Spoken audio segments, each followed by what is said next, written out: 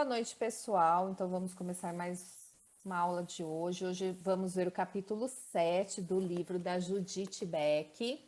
Então, para quem é novo aí, a gente está fazendo cada semana uma aula, né, um capítulo aqui do livro novo da Judith, a terceira edição.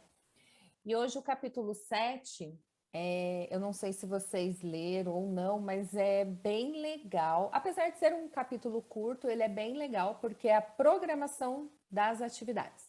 Então, a Judith coloca essa daqui como uma segunda sessão, depois daquela sessão de avaliação, que a gente conversa com o cliente, essa aqui seria a segunda sessão ali com o nosso cliente.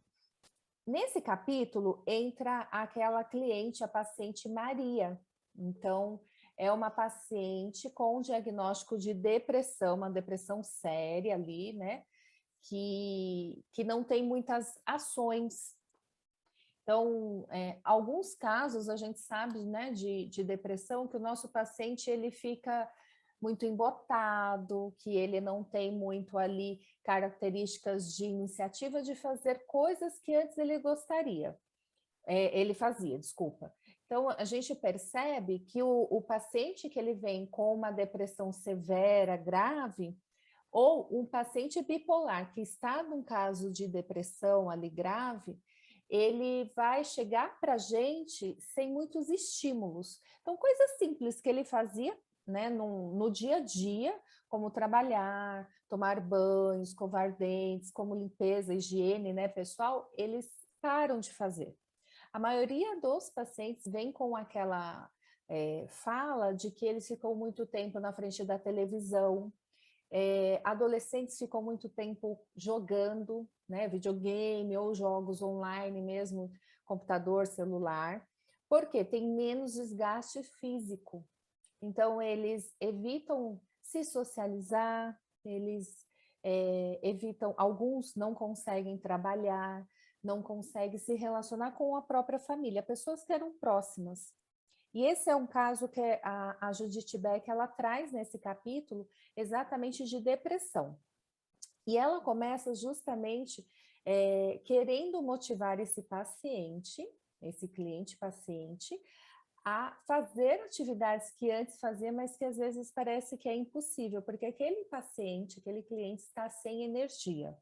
A gente sabe que a gente tem esses casos, a gente sabe que eles aparecem realmente no consultório, né? Então, a Judith traz justamente para isso. E ela fala de conceitualizar a inatividade daquele paciente. Então, como que a gente faz isso? A gente precisa, na primeira sessão já, quando ele chega com um diagnóstico que a gente sabe que é um paciente depressivo, a gente vai perguntar como que é o dia a dia daquele cliente, né? O que que ele faz desde a hora que ele acorda até a hora que ele vai dormir. E com isso, a gente já vai descobrir mais ou menos como é a rotina daquela pessoa. A gente vai perguntar como que era a rotina antes da depressão e depois dessa depressão, tá?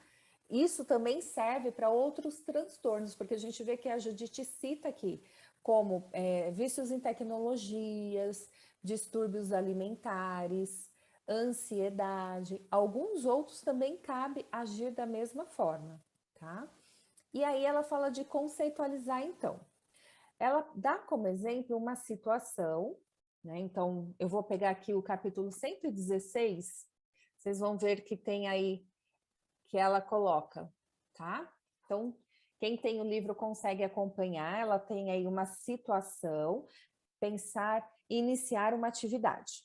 Qualquer que seja essa atividade, vamos falar ir no supermercado comprar algum alimento, tá? A pessoa não está conseguindo sair de casa, ela só quer ficar na frente da televisão ou deitada, e a gente vai dar uma situação. Ah, você consegue ir no mercado comprar um alimento que você está precisando? Então, geralmente vem as distorções cognitivas, que é um comportamento de esquiva que aquele paciente em depressão vai colocar. Então, a Judith cita aqui como: estou muito cansado, não vou gostar disso.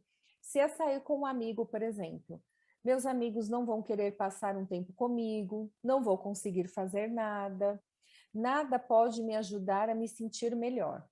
Isso é uma fala típica de quem está em depressão, né? porque eles falam que não tem nem energia para fazer.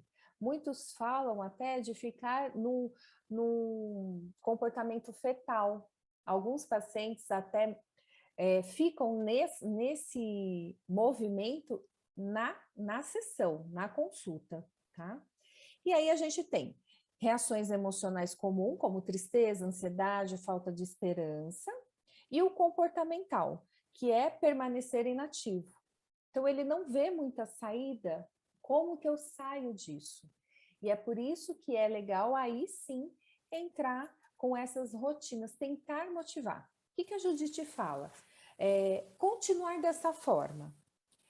Só deitado na sua cama, só assistindo televisão, só jogando, faz você sair da depressão? E a verdade é que não. A gente não consegue sair daquela crise depressiva ficando inativo. Então, a gente vai estimular o nosso paciente, o nosso cliente, a fazer pequenas ações conforme ele. Judite deixa um alerta aqui que cada paciente, cada cliente, ele age de uma forma. Então, apesar de termos protocolo para tudo na TCC, a gente precisa lembrar da individualidade de cada cliente nosso, né? Então, eu não vou sugerir, por exemplo, para uma senhora de 70 anos fazer um crossfit, porque ela não vai conseguir fazer um crossfit. Eu não vou sugerir para um adolescente que não tem muitas habilidades sociais ir para uma balada, ainda mais na época que a gente está vivendo. Então, a gente, conforme a personalidade, as características do nosso cliente, a gente vai criar com ele um quadro de atividades. Eu pedi aí, né, para o Bruno ajudar a gente e ele digitou para nós o quadro de atividades da Judite. Eu vou mandar lá no grupo para vocês, tá bom? Esse quadro, e aí a gente novamente reforça que a Judite tem falado de aceitação e compromisso, ela tem falado de compaixão e ela tem falado de mindfulness. Por quê? Nesse quadro, assim, tem o nome, a data, aspirações, valores ou objetivos daquele cliente. E aí tem de segunda a domingo e o horário, manhã, tarde e noite, tá? Nesse quadro, o que a gente faz junto com o paciente possibilidades para ele conseguir começar a fazer, tá? Aqui nesse caso é o Eric, ele coloca como aspirações, valores e objetivos ser um melhor pai e marido, trabalhar na indústria da música, cuidar melhor da saúde física e mental, encontrar um lugar onde eu me sinta em casa, me envolver na comunidade. Então, quem vai trazer o objetivo sempre vai ser o nosso cliente, tá? Então, vamos falar que é um paciente, lembrando, né? Paciente brasileiro, características diferentes.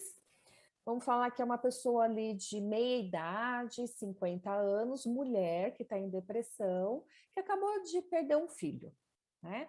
Então, essa pessoa, ela tem como objetivo voltar a trabalhar, sair desse processo de luto, continuar cuidando do outro filho e conviver mais com o neto. Então, esses vão ser os objetivos. E aí a gente vai traçar com elas pequenos ganhos para ela voltar a ser uma pessoa ativa, tá? Tudo bem até aqui? Tá ótimo. Esse protocolo ele está na página 121, mas depois eu mando aí no grupo para vocês, tá bom? Depois ela fala que a gente precisa investir em categorias para trabalhar com o nosso cliente. E ela coloca aqui 4 características dessas categorias. Porque, às vezes, quando ele está numa depressão muito profunda, esse cliente ele não vai conseguir fazer as 4. Então, o cliente escolhe qual que ele vai querer começar a fazer, tá? Então, ela coloca aqui categorias como autocuidado, como tomar banho, se vestir, comer bem, fazer atividades físicas.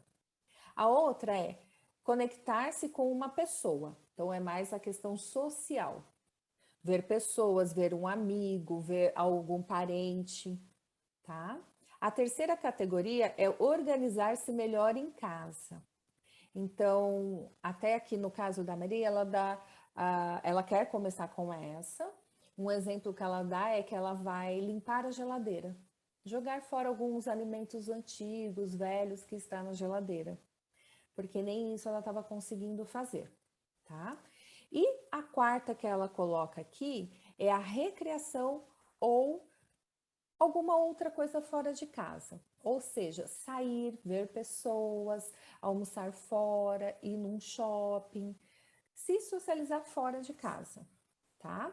Então, quando a gente está ali com o nosso cliente, que ele está muito depressivo e ele não tem estímulo nenhum, ele vai escolher qual dessas ele quer começar a enfrentar primeiro, tá? Ela coloca aqui coisas para também se sentir bem. A Lu deu a aula, né, de conceitualização positiva e aqui entra, gente, exatamente isso, tá? Então, coisas para fazer eu me sentir bem. Então, ela coloca encontrar amigos, procurar coisas para fazer com os amigos, como show, teatro, etc. Cozinhar, olhar fotografias, trabalhar o meu álbum de recortes, ter o apartamento limpo, telefonar para Hillary, que é um exemplo que ela dá aqui, fazer um projeto de artesanato, planejar uma viagem, tá? Lembrando que a gente vai fazer isso conforme cada paciente nosso. E coisas que fazem eu me sentir pior. Ficar na cama, porque daí ela chega à conclusão que quanto mais fica na cama, pior ela fica, tá? Tirar longos cochilos, assistir demais à TV, ficar sentada, não ser produtiva, ficar no telefone com a minha mãe quando ela está irritada, ruminar o passado, beber demais, ouvir músicas tristes. Quando a gente faz isso com o nosso cliente, a gente já sabe o que ele não pode continuar a fazer, porque deixa ele pior. Bom, após isso, também tem aqui no livro tipo de atividades que o nosso cliente pode fazer. Também pedi uma ajuda aí para o Bru e ele digitou aí para a gente vai mandar para vocês. E essa escala da avaliação dos quadros de atividade também é muito legal. Essa aqui é uma coisa diferente que a Judite também coloca, porque a gente já observou que nesse livro ela vê muito mais o lado positivo, ela não fica mais tanto nas distorções e na crença central negativa, né? Ela fica incentivando sempre o positivo do nosso cliente. Por isso que a gente sempre fala, ela está trabalhando muita compaixão, ela está trabalhando aceitação e compromisso, e o Mindfulness também entra aqui, tá? Nesse quadro de avaliação das atividades, tem um quadro prazer, que tem a parte de 0 a 5, o 5 que é o meio termo e o 10. O prazer ela coloca aqui, discutir com parceiro. Então, 0 prazer. O 5, que está ali no meio termo, é assistir um jogo de hóquei na TV. E o 10, ficar sabendo da minha promoção do trabalho dela. Então, a gente usa também isso para o nosso cliente ver a evolução dele. A gente vai sempre comemorar os ganhos, mesmo que pequenos. A gente comemora esse ganho com o nosso cliente, tá? Porque quando a pessoa está muito depressiva, ela não consegue enxergar os avanços dela. Ela não consegue ver que coisas pequenas que ela antes não conseguia fazer e agora ela faz. Então a gente sempre comemora, sempre incentiva a continuar, tá? Ela coloca uma dica aqui muito legal, que eu acho que também é importante a gente ressaltar. Quando o cliente tem comportamento ou hábitos problemáticos. Então, o que ela fala? Clientes com compulsões alimentares, tabagismo, uso de substâncias, gastos excessivos, problemas de jogos de azar ou que agem de forma raivosa ou agressiva, podem registrar todas as suas atividades para investigar padrões de ocorrência ou podem apenas registrar a ocorrência dos comportamentos mal adaptativos. A gente pode usar essa mesma tabela para a gente verificar Por exemplo, toda vez que eu discuto com o meu namorado, com o meu parceiro, marido, eu bebo demais. Então, a gente vê um gatilho acontecendo e conseguimos fazer aí a ressignificação desse comportamento inadequado, né? Então, o que eu tenho que fazer para essa pessoa não ir para a bebida, tá? Quando a gente olha o nosso cliente muito depressivo, é importante a gente lembrar que ele tem uma dor. E essa dor é verdadeira. E movimentar-se, fazer ele voltar a ter uma atividade, para ele é um desgaste de energia muito grande. Se ele não conseguir, porque vai acontecer clientes que eles não vão conseguir. Você vai fazer tudo isso com aquele cliente, ele vai para a casa dele, na semana seguinte ele vai voltar com esse protocolo, e você vai falar, e aí, como que foi? O que que você conseguiu? O que que você não conseguiu? E ele vai falar, eu não consegui nada. Eu não tinha energia para nada. E nessa hora, a Judite recomenda, ela sugere fazer um treino de mindfulness, de atenção plena com o nosso cliente, tá? Porque aquele paciente ele está com uma disfusão cognitiva e se ele não consegue ficar no momento presente, ele não vai conseguir fazer essas atividades. Tem um capítulo 16 aqui onde ela explica mais, né? A gente vai chegar lá, a gente também vai falar sobre isso e explica como fazer isso com o nosso cliente. Mas aqui a gente já tem falado muito disso, do treino de atenção plena, o quanto que é importante estar no momento presente, no aqui e agora. E quando você perceber que aquele cliente, ele está patinando, ele não está desenvolvendo, ele não está evoluindo, a gente precisa fazer esse treino com o nosso paciente, com o nosso cliente, tá? É um capítulo mais curto, né? Mas eu vejo ele cheio de possibilidades para ser trabalhado com o nosso cliente. O quanto é importante eu pensar nesse cliente antes de iniciar a sessão também, tá? Então, a Judite deixa aqui, separe um tempo para você pensar antes da sessão nele.